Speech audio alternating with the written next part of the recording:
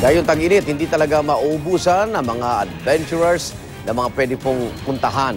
Kasama sa mga pwede nating bisitahin ng ilang spring waterfalls pati na sa wild park mula po sa Luzon, Visayas hanggang Mindanao. At narito ang report.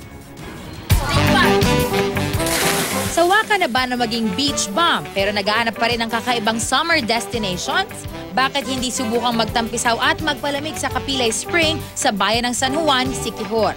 Bukod sa libre na ang entrance, very accessible pa dahil nasa gitna ito ng Town Plaza.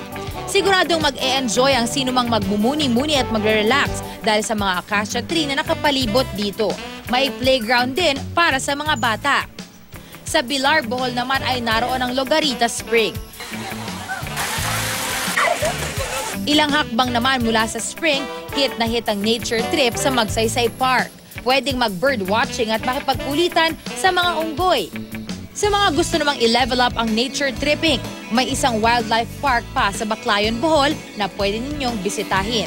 Sa entrance pa lang, agaw eksena na ang tour guide na si Marimar na kayang gayahin ang tinig ng mga hayop.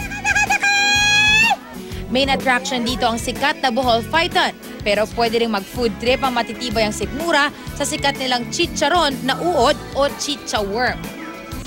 Sa mga photographers naman, patok ang isang falls sa lalawigan ng Tarlac. Very serene kasi ang ambiance sa Calao Falls. Sa ganda ng view sa lugar, sulit na sulit ang trek papunta rito. 2-in-1 naman ang offer ng isang resort sa Kidapawan City. Makakapasyal ka na, very therapeutic pa raw ang tubig sa isang resort na nasa paanan lang ng Mount Apo.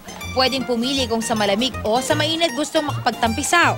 May sulfuric water dito na pinaniniwalaang nakakatulong sa therapy ng mga may hika. Para sa unang balita, Isa Reyes reporting.